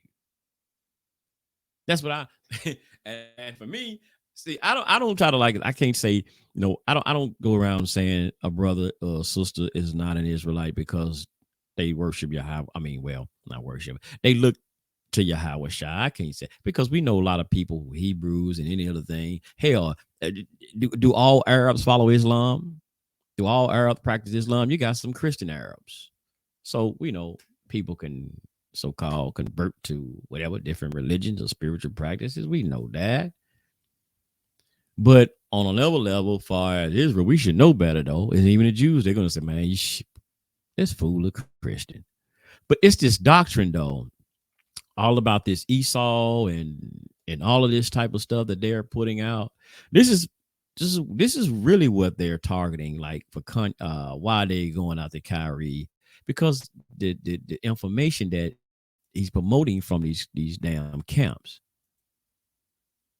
Like I didn't know. Like I said, I was looking at something out of the Kendrick Lamar, and I was seeing something that was showing that how he about his study. He started saying, "I ain't black no more. I'm an Israelite. Don't call me black no more." However the song. I don't listen to Kendrick Lamar. I didn't like Kendrick Lamar anyway, y'all. Nothing personal against it, but I didn't like his music. Because he always talking about Lucy and all of that. So I didn't never get into his thing. But anyway, look at here. It says Kyrie Irving. This was from y'all see Microsoft right here. It was talking about Kyrie Irving was suspended for promoting anti-Semitic film. Here's the origins of the Black Hebrew Israelites movement, and it's a stream set. Now, this is what they calling y'all. They calling y'all extremists and it's because of your doctrine. It's a type of doctrine that you promoting. Now, and this is why I like the whole thing about Kyrie them is getting in trouble for promoting a lot of the things that how y'all what you teach. It's some things that you teach. And I used to listen to this when I was really Black Power. Oh, I was down with this. Oh, I was down with this here. But when I really get into Tanakh and I learn and look at Tanakh, those sentiments and those views that I had, even with y'all, what y'all teach, I don't. Now, if I wasn't into Tanakh, I will say this. If I wasn't into Tanakh, I was into any other thing, I still might ride with some of y'all things. Some of the viewpoints of the white man, aka Esau, whatever. I wouldn't call him Esau because I ain't know nothing about Esau. But I might still have some of the. But now that I've got into Tanakh and I truly studied Tanakh and understand Tanakh, I can't use, or the Tanakh is not a thing that being used the way y'all use it. No, we know that what people have done to us and what some continue to still do. But I'm not using Tanakh. I'm not using the words of the Most High in His right ruling to promote this foolishness, man. I'm trying not to use this word like hatred or anything, but this is my views was what somebody have done to me. I just can't use. I'm not going to do it. But even with this though, there a lot of brothers and sisters, they're thinking that like okay, because like I'm trying to find something I was seeing in here. No, not that one. I'm trying to find this part how they was even saying, because look at how they go back. They was talking about who were the Black Hebrew Israelites. They even go back to the 19th century talking about William Saunders Crowley, right? And they kind of go into this, and they basically what they be trying to say that how y'all got, and basically they talking about the One West groups, and I'm gonna find this part where they talk about the One West groups. And y'all see how they're talking about this. Who was born a slave and escaped slavery when he was 17, pronounced that he had a vision where God told him that the African Americans are the descendants of the Hebrews in the Christian Bible. Look what they said in the Christian Bible. See here? And it says in 1896, Crowley established the Church of God, the Church of God, the Church of God. Don't that sound like Christianity? Mm-hmm. The Church of God and Saints of Christ. See that? The Messianic movement right there. See, this is why they don't take y'all serious again, because all of this damn Christ stuff, all of this damn Jesus stuff. See there? This is why they really don't look at you as true Jew. Now, I'm just saying, you still could be a Hebrew Israelite, but you just stuck in this right here. But you see this though. It says one of the first congregation of the Black Hebrew Israelites movement. You see that? Of the Black Hebrew Israelites movement. Now, I know they don't mention probably, they talk about nothing about the commandment keepers or nothing, but they're talking about these groups, these One West type groups, And here's, you think I'm playing? Now they say look at that. While the Black Hebrew Israelites doctrine incorporates certain concepts, aspects, of Christianity and Judaism, It rejects the widely accepted definition of both religions, claiming Black Americans are the true chosen people of God. The movement also created its own interpretation of the Bible. Yeah, I bear witness. Hallelujah. The Black Hebrew Israelites believe that Jesus is not white, for example, citing a passage in the Bible that describes Jesus' feet like fine brass, as to be burning in a furnace. Some churches like Crowley supported a unity among all races and genders, but other sets of the Black Hebrew Israelite movement that sprung up in the following decade have taken on a more extremist approach. See this? But see, they still listen. They they still got y'all, man, and listed as like Christians, basically. This is why I did that video, like I said. But let's look at this right here.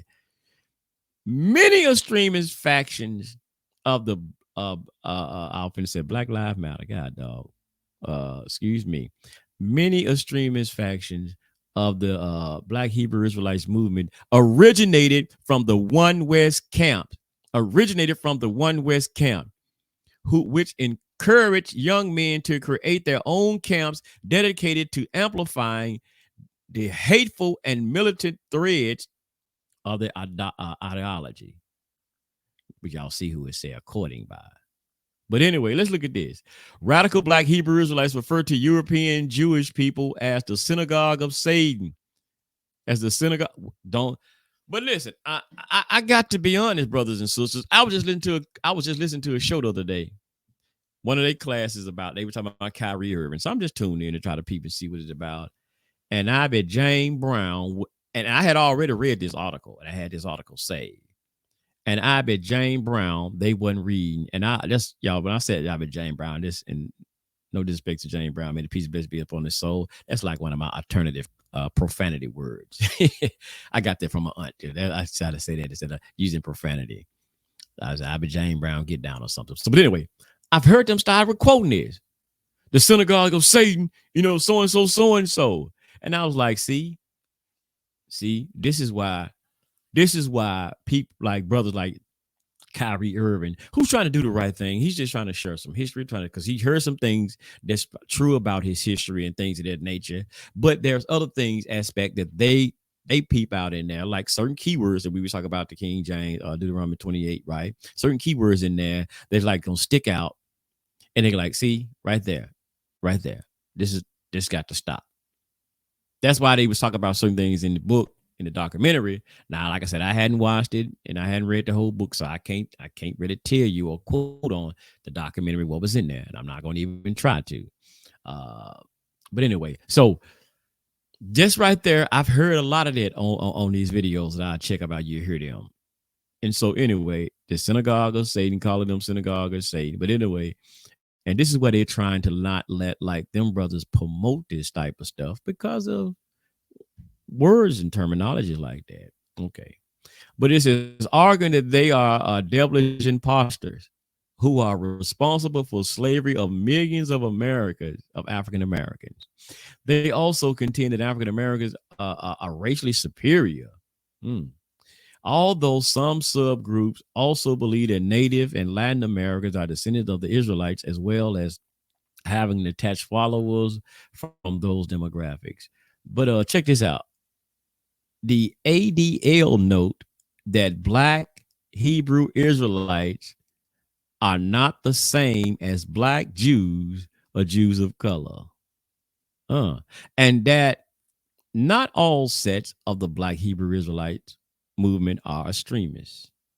But check this out though. I thought they was trying to stop all of us from saying that we are Jews or Yuhadins. But notice what they said here though.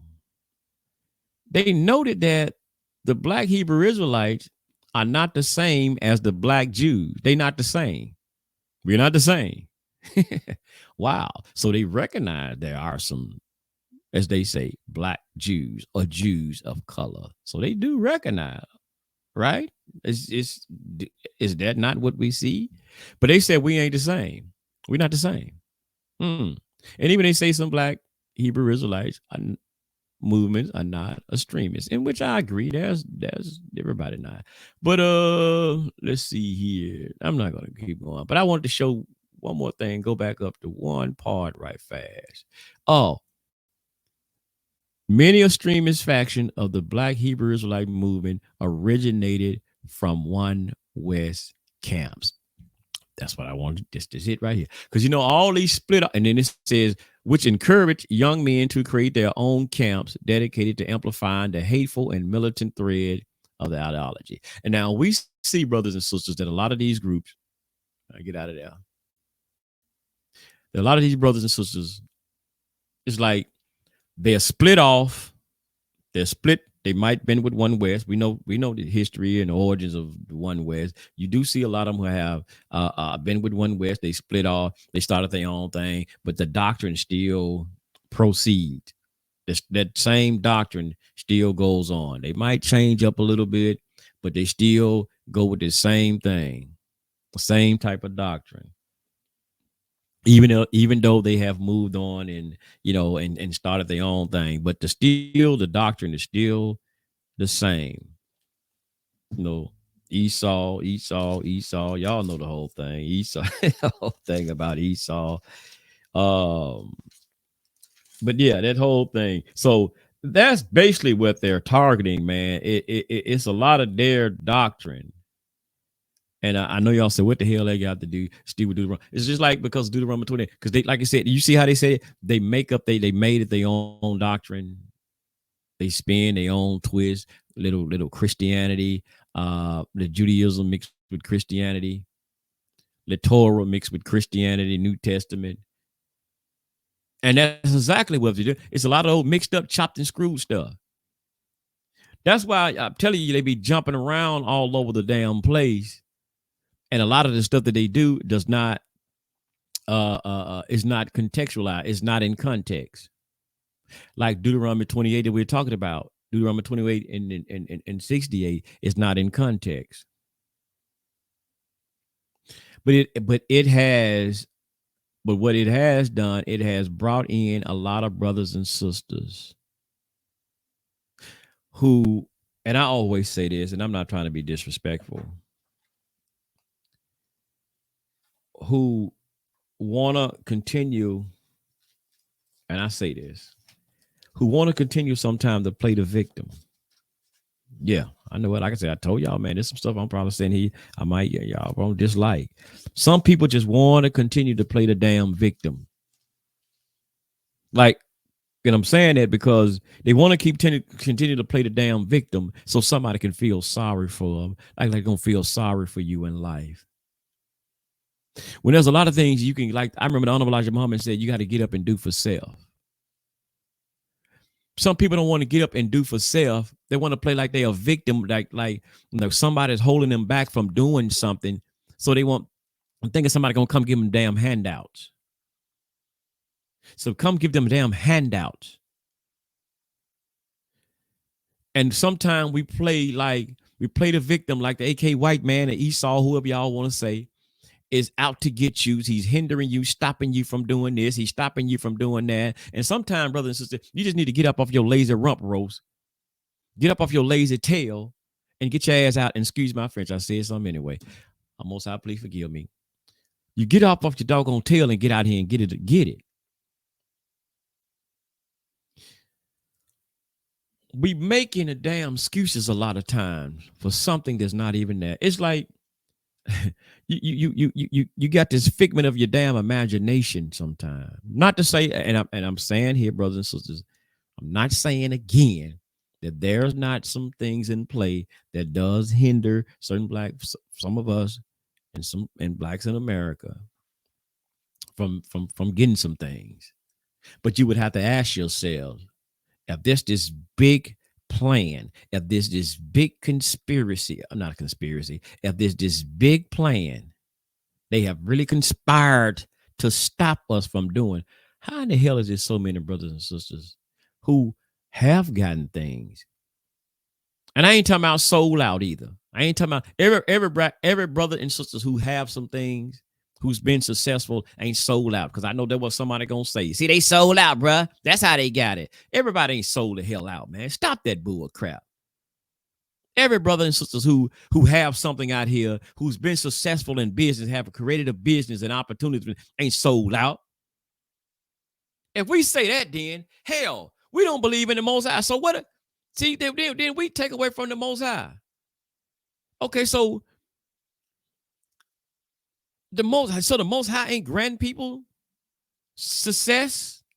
He's not granting them a successful life, things that they deserve to have because they are serving the Most High. They're following His statutes, laws, and commandments. They keeping Shabbat. They doing everything they're supposed to do. So the answer to your thing, why somebody got some and being successful in their life, I ain't just talking about financial wealth, but just being successful in their life is because they sold the hell out. Those excuses there is just only for you because your raggedy behind don't want to do what you got to do. It's like Spike Lee. You don't want to do the right thing. And fight for it or struggle for it. Life is sometimes things in life is a struggle. You don't want to struggle for certain things, so you're blaming. Well, the only reason they got it because they sold out, and you just wanted to play the damn victim. Where the white man stopping me. Well, you need to be asking them brothers and sisters, how did you get it, brother? What did you do to get what you got? You know, if you don't mind me asking, how can I probably get that? But you would take the road of playing a damn victim, thinking if you play the damn victim, somebody gonna feel sorry for you. Somebody gonna feel sorry for you. No, sir. No, ma'am. That don't work like that, brothers and sisters. You got to do better, brothers and sisters. We got to do better. But let me get ready to get out of here. It says, my people, one more time, Isaiah, my people, children oppress them. Women are ruling over them. My people, your gods lead you astray. But the Deuteronomy 28, let's go one more time to Deuteronomy 28. Let me see what we got. Deuteronomy 28. That thing right there, brothers and sisters. Y'all take a look at that and really examine that. Do your homework on that and see what that actually says. Is that actually talking about the transatlantic slave trade? Now, it can have some similarities. Some things in Deuteronomy 28 can have some similarities to it. It's about what happened, and I'm not saying it didn't. We can see a lot of similarities to what happened to our ancestors here in America. But when we talk about, but try to use, but when we try to promote this one right here, that's all I'm talking about. When we're trying to promote this right here, I need to go back to the King James. Let me go back to the King James. But when we're trying to promote this as in trying to sell this to our people, and says, this is the reason that you are here in America as slaves, or your ancestors, I'm sorry, or just hell, leaving us here today, is because of this right here. This right here, brothers and sisters, is the reason, the number one reason that you are in America. Because of, and you know what? You ought to be a damn shame to yourselves anyway. You ought to be a damn shame to yourself. Yeah, I said it. Because when you're telling people this, that shows that you hadn't been right. You hadn't been following the ways of the Most High. Huh? So this ain't nothing to brag on right here, brothers and sisters. This ain't, listen, because some people act like this is a damn bragging right. See, brothers and sisters, the reason we over here in America because, well, we came over on ships, so-and-so, and you ought to be like, damn, how do they say y'all? You ought to damn near be ashamed. You ought to be damn near be ashamed. Because all the thing this is showing, even when you use this and trying to promote this, like to say that the reason you over here, and this is to prove that we are the people of the book. Only thing that's showing it is that you are a disobedient, hard-headed, stiff-necked people Because if people when the people read the Bible, read that Bible, read the Tanakh, and read about Israel and with the plight of Israel and with all the chastisement and all the scattering and everything that Israel went through, taken out of the land, let back in the land, taken from the land again. And it's why? Because of Israel's disobedience, hard-headedness, deliberately not doing as the Most High told him to do. You ought to be a damn shame to yourself, want to constantly promote this. But it's, it's good to, we let our people know who we are. But this is not something like a bragging type thing. It's like this is on a billboard when we going out promoting. Like this is a billboard type thing. And now, especially, and I understand we tell our people, and you're trying to say, well, brothers and sisters, we in America because of, and we use it like in the church say as a testimony. But we got over here, my brothers and sisters, because of our disobedience to the Most High. And we was a, hard-headed, stiff-necked people and so, brothers and sisters. We trying to get our people back on the right path. But you are, and I'm talking about Israel now, but y'all are out here doing wrong. Your damn self still doing wrong. Number one, you over here talking about some damn Jesus, and excuse my friend, talking about some damn Jesus, Yahweh Shai, died for your sins. He laid down his life for you. You still doing wrong. Huh? You still doing wrong. Talking about he's your king. Y'all say he's our king. He's our savior. He's our only savior. I've heard a brother say it, and I told y'all about it. He said it out his mouth. He's one of the Messianic groups. I ain't gonna say no name. Said out his mouth. Was on the street doing the street ministry.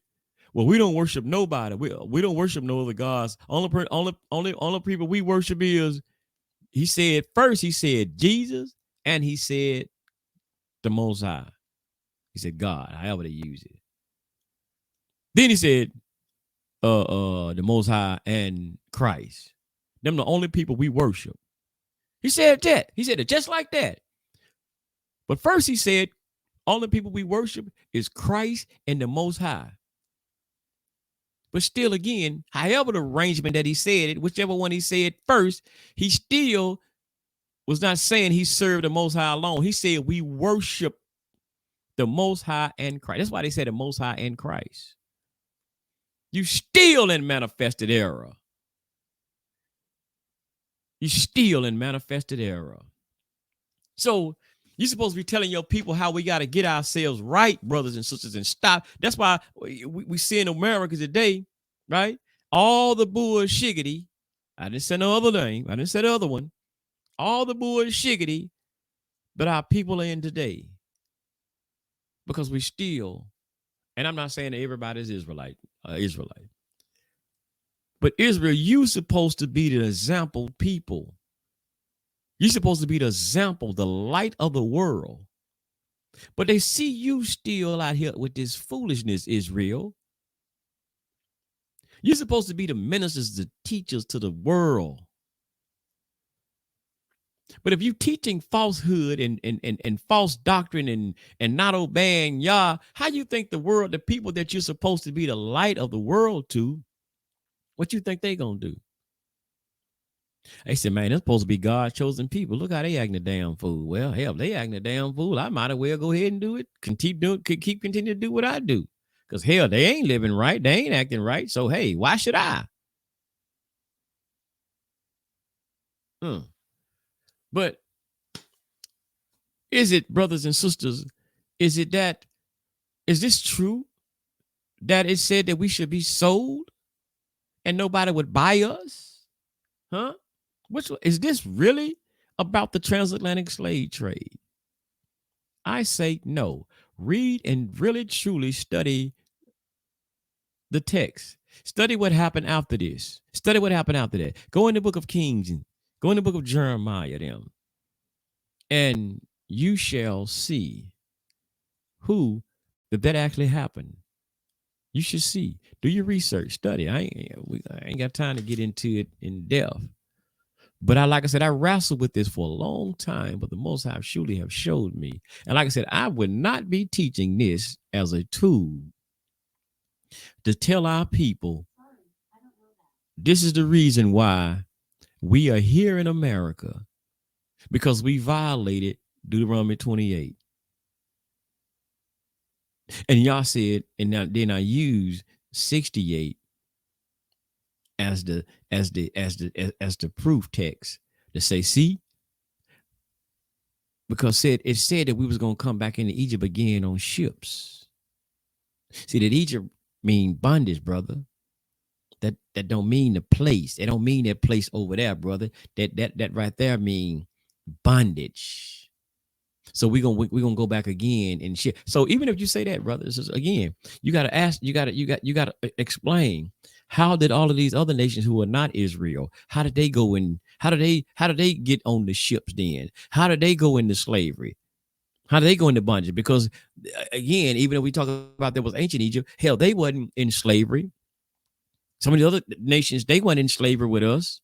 No, we talk about the mixed multitude, but hell, were they some of the mixed multitudes that was with us in Egypt? Or as they say, Kemet, and now they going back into slavery again with us. But they didn't have a coveting, brothers. So you can't say, no, they did. Yes, they were. Yes, they did. But they weren't the coveting people. So this contract, this agreement was with you, Israel. So why were these people? How did these other people get caught up and brought on the ships? Well, he did, hey, man, hey, brother, hey, innocent bystanders. That was some fool probably, excuse my French. Somebody might say some ignorant stuff like that. Well, hey, man, well, hey, it is what it is. They just got caught up, man, innocent bystanders, man, hey, but still, again, man, the prophecy was about us. We Israel. I say again, and I'm gonna hear him get out of here. I do not need. I don't have to have slavery to justify, and we don't, brothers and sisters, all of us. We don't need slavery, and this is cold blooded what we're doing. We using something as tragic as slavery, to have to use that to verify and to say that we are Israel, we are the Hebrews, we are the people of the book. What if this wasn't in there? Just what if that wasn't in there? What if that right there wasn't in there? The ship part, 68, wasn't even in there. What would you use then? What would you be using to try to use as your proof to say that we are the children of Israel? What you got? What else you got to bag that up with? Because that right there is the go-to. That is the go-to verse. Right there, 68, 28, 68. That's the go-to verse. It's like in the star player of the team. He's a 3-point shooter, man. Put him in the game, man. We got to win this game, man. He gonna make sure we win. This the go-to running back or the 3-point shooter right here. Deuteronomy 28 and 68. What would you do if there wasn't there? What would you be using to show and prove to the people that you are the people or the book or the people that's in the book? You need slavery. You need slavery to prove that you are Israelites. With all this other documentation, all of this other history, slave logs and every other thing, we got to lie on history. Lie on slavery to prove, and need slavery to prove that we are Israelites. I be dog. All right, brothers and sisters, I'm gonna get out of here, brothers and sisters. Thank y'all for tuning in right here to Liberation Tabernacle of y'all. I just hope I said something that maybe, I don't know, help somebody, spark some thought anyway, to make you think about some things. But you need to get into that word, brothers and sisters, and study and find out really what that is about. Study your Bible in context. Study the Bible, the Tanakh, in context. Get the context of these verses and stories, brothers and sisters. Don't let nobody just give you a verse. I know sometimes we use something to just quote it, like certain things we'll quote. But if you're trying to teach really something like that, get the context. And we talk about the Tanakh as being like a history book. You have to go and find there's more to this. There's more to that story than meets the eye. So if that was a prophecy, you should go in and find out. Well, let me see did that ever happen to somebody before us. Let me see, and you will find if you look and see, you will find that it did. And not to say some of those things didn't, like some other portions of Deuteronomy 28.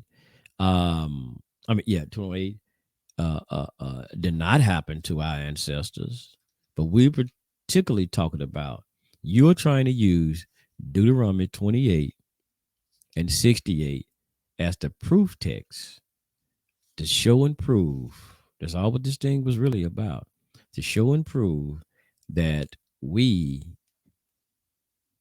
were the children of Israel. That's all that's the only thing I'm really focused on. All the rest of 68 and all that, I ain't really focused on that part. Well, not in this text, because some of those things, like I said, it did happen, right? Because like I said, we look at Deuteronomy 68 and 64, and it says, and Yah will scatter you among all the people on the end of the earth, from one end of the earth to the other, and you shall serve other gods. Now we know we have been doing that. And even the brothers who's trying to teach this doctrine, hell, y'all serving other mighty ones already. But you're trying to say we're trying to bring people back to our statute, laws, and commandments. But when you start talking about some damn Most High in Christ, you're doing just that. You're serving other mighty ones as well. So you still doing it. Even when you're trying to say you're trying to bring people. Number one, what do y'all say? You're trying to win souls to Christ. You bringing souls to Christ, not the Most High. You say you're trying to win souls to Christ, so you still in violation. So you doing just what Deuteronomy 24 and Deuteronomy 28 and 64 said, serving other mighty ones. Because boy, I tell y'all, Yahweh Shai, aka Jesus, is a mighty power to y'all. Every damn thing it is well. I don't know. I'm put Paul before Yahweh Shai for y'all, because every damn thing is Paul this, Paul that. But y'all say Yahweh Shai is your king, so I better go ahead and put him above Paul for y'all. But that damn Paul, probably y'all ain't nobody worshiping Paul. But y'all, you know what? I know I'm gonna play around now. Y'all might as well go say Most High, Christ, and Paul. Because y'all quote you quote the hell out of Paul more than you quote the Most High, more than you quote the words of the Most High, more than you quote anything out of the Gospels. Most High, Christ, and Paul.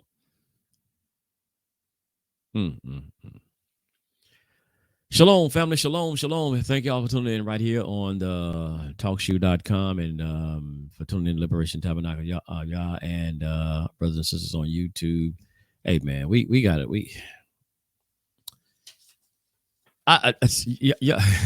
All I can tell y'all is just study, brothers and sisters. Study, man. Ask y'all to God. That's why I say it again.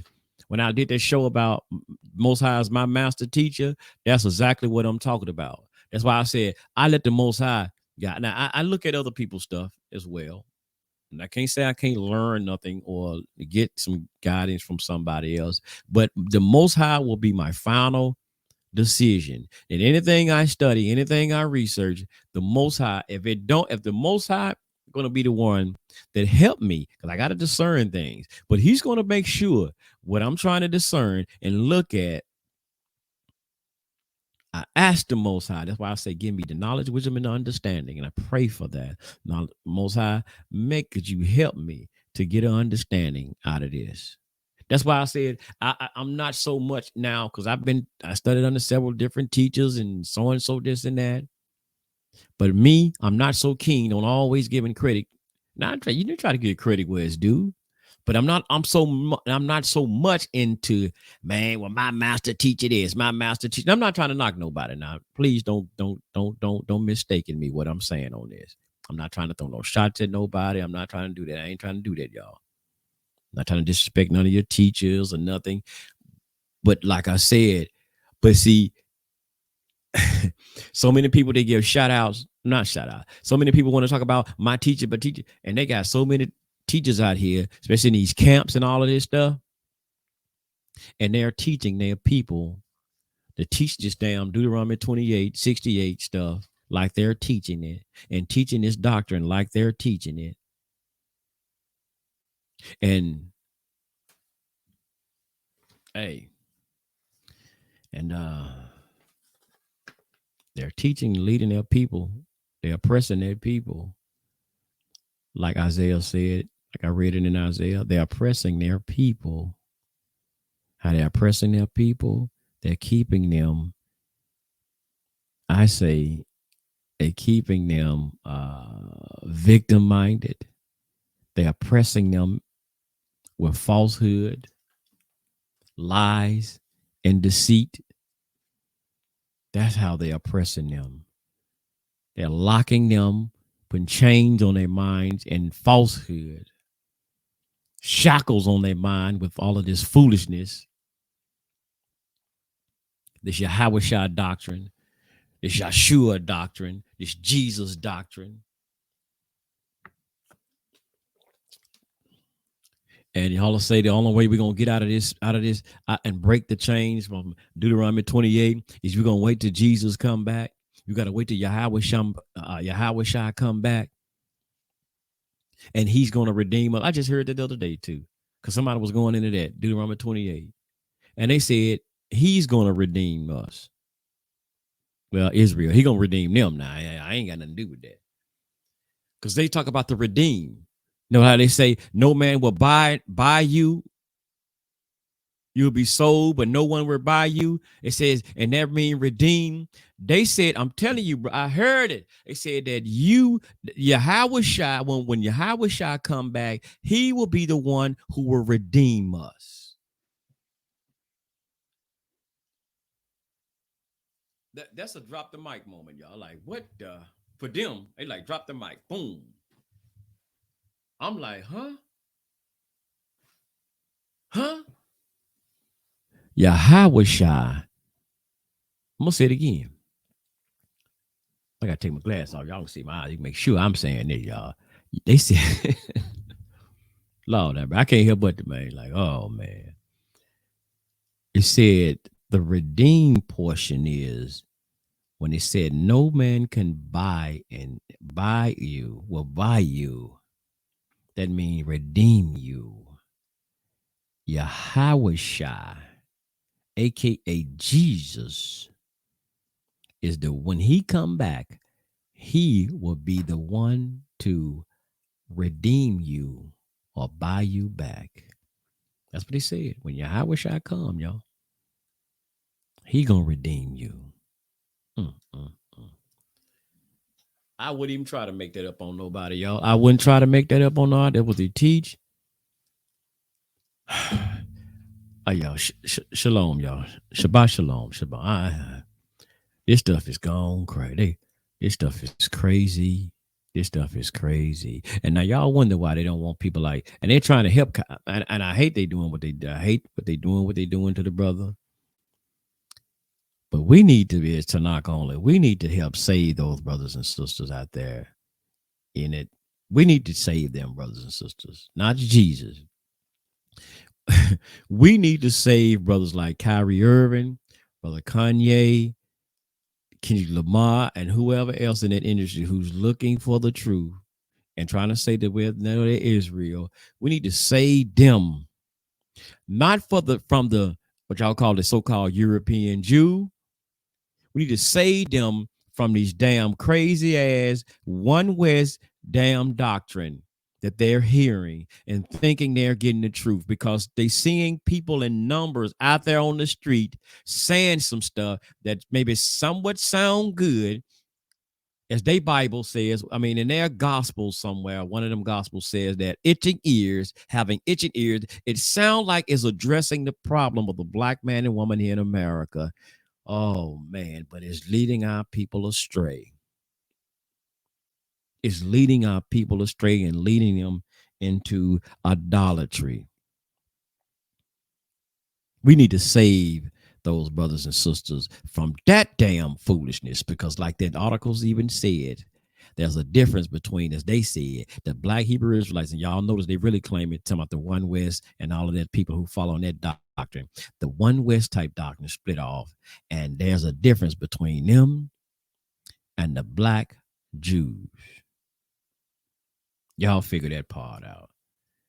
All right, shalom, Shabbat shalom, my brothers and sisters. Thank y'all. May the Most High be with you, and the Most High keep you always. Shalom.